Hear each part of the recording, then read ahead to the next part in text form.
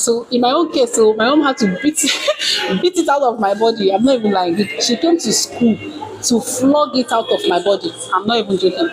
And when she came and she did that, I won't even lie to you, I became a new person in school. Assalamu alaikum wa rahmatullahi wa barakatuh. Haritha here. Long time. It's been a while, like a very long while here.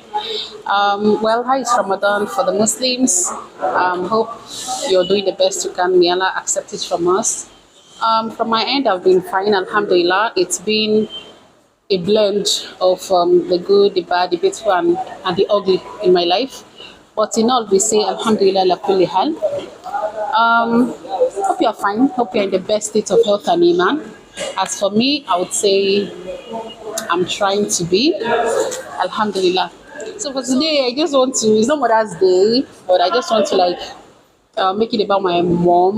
Not just my mom, all mothers out there, because it's actually something we can all relate to, especially as mothers, like the young mothers like us right now.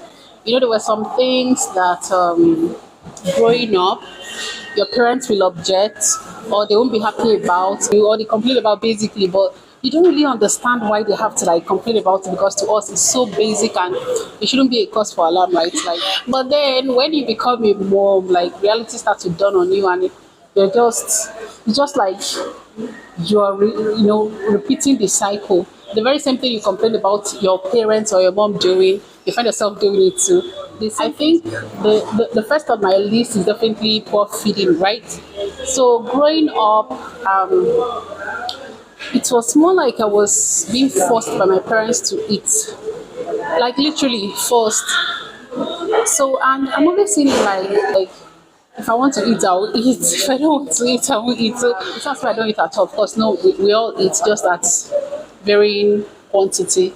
However, me, I don't know. I think I was more of a fan of what they wouldn't call food. I loved snacks. Yeah, basically, I loved snacks. That was like it for me. But you know how African parents will always like, that's not food. So if you're not eating swallow, you're not eating beans, you're not eating heavy food, it's not food. So this particular one, I came back from school, and as usual, like the routine, is I'm not going to eat. So normally I'll just go and buy cowbell, like sachet and biscuits, pour it, mix it together and eat, and that's it. So that particular day, my mom had already gone around in our area to inform the people I usually buy things from not to sell to me that particular day. So when I came back from school, I was moving from one store close by to another. So anyway, I get to, even if I tell them what I want to buy, they'll tell me, we don't have. And I'm like, you don't even know what I want to buy. So where is everybody for me? We don't have. So when I got back, I told my mom that I think I know what she did.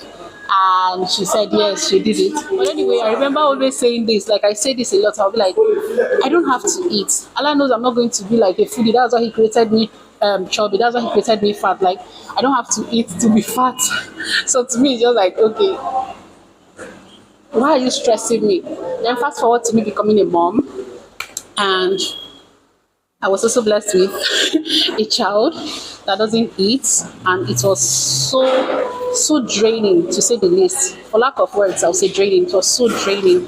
I literally have to force him. Since that tender age, I literally have to force him to eat, to take anything, basically. Literally have to force him. So it then started to dawn on me that, okay, I was always telling my mom, she doesn't have to worry. Everyone will eat if they're hungry, right? That's what I used to tell her. And I was also blessed with a chubby son, a chubby kid. So he doesn't eat. It's just us, okay, know that he doesn't eat. If you see him, you'll be, oh, must be a foodie, because he was, anyway, he's no longer as chubby as he used to be. He was really chubby, really, really chubby. So there's no way you're going to know. However, I was always bothered, seriously bothered. Actually, sometimes I take him to the hospital. Yes, it was that bad. He's not feeling well and all that. So they started to dawn on me that, wow, this is just like the circle, right? So when my mom was worried that I wasn't feeding to me, there's no need to worry. I mean, why should you worry? I'm fine. If I'm hungry, I'll eat. And God created me chubby because he knows I wasn't going to eat. So it's just God wanted me to really understand the degree and how it feels, being a mom and, just knowing that your child is not feeling well.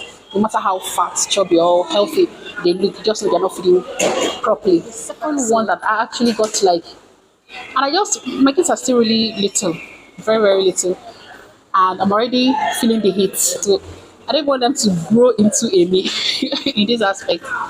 I was always like indoor, like just in my own space. When we were living in room and parlor, it was still fair.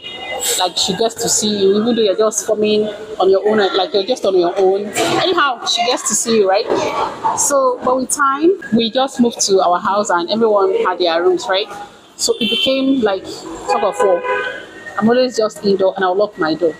Like you don't have access to me, nothing, right? And they always, my dad, like they always like, oh, come out now, come at least once a while. But no, to me, just like come out for what? So to me, I'm just private and I love my space. But my parents were really worried about it. So they just want you around them sometimes, at least to know you're fine. So it got so bad at the point, I think in secondary school. So I was sick at a point, like sick, and to me I was managing, right? And my mom, like if she wakes up, she'll come to her room, check on everybody, how are you, how was your night and all that. But me, I'll just be there, sha. So at this particular point in time, I was sick, so it was just like the regular routine. I didn't tell anyone I was sick. I just, I was managing it like, if it gets too bad, I'll take paracetamol, I'm fine, I'm still functioning. So eventually I was taken to the hospital and they were like, how did this happen that we live in the same house and she didn't know I was sick? And my mom is like the most caring mother on earth. Okay, after her mom, my grandma is like the most caring woman on earth, then my mom. So these women are really caring, like caring is in their DNA to care. So it couldn't have been that she's negligent, but because of my space kind of child she has, and I'm this kind of person that I very much know how to endure pain. Like I'm only going to complain when I have it here. That was it, right? And now my kids are still very little, like especially my first. So there are just times, especially when you give him phone to like maybe play all these children games, all these ABC or whatever, and then he just goes solo like on his own, and he's there just having fun and doing his own thing. After a while I'll be like, where are you?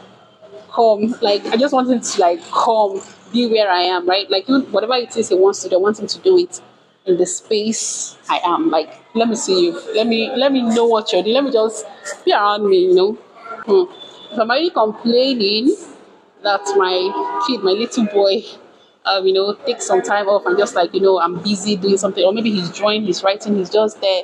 I don't want to do it. I want him to do it where I am.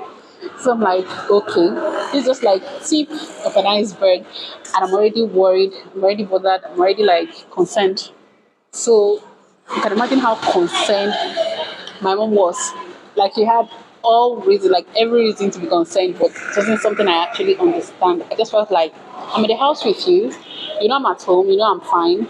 So what's that constant need to say, you want to check on me, are you fine? Come out, let me see you, call back.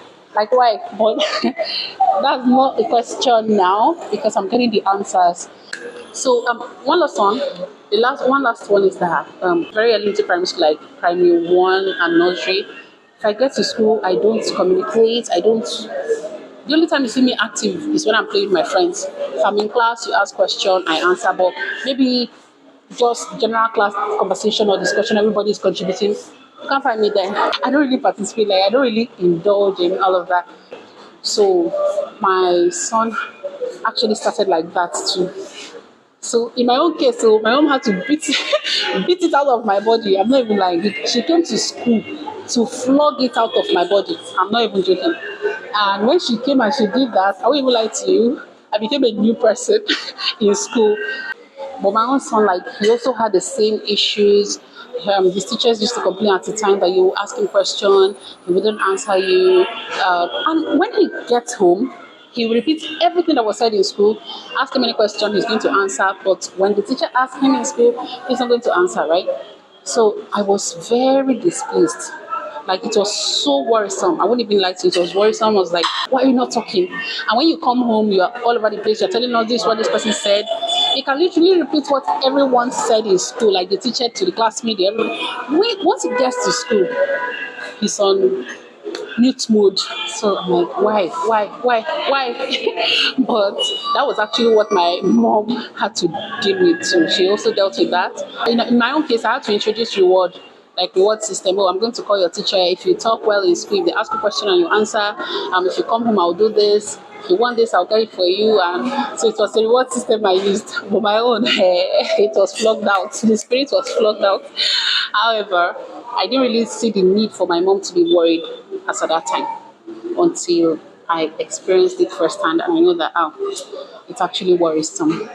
So over to you.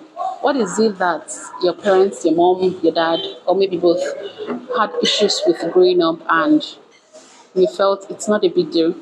Now you're a mom or dad, parent, basically, or maybe even a guardian, and you're struggling with the same thing with the kids or children under you, or teenagers, your children basically. Anyways, enough of the rant. It's once again I decided to bring this because I felt like it's something everyone will be able to relate to. There'll be one or two things that, oh yeah, you can just relate to in this aspect. So take it as my own way of catching up and watching this space. It's been a while, and until my next upload, I say continue to stay safe, continue to stay healthy, and continue to do as much good as you can. Bye.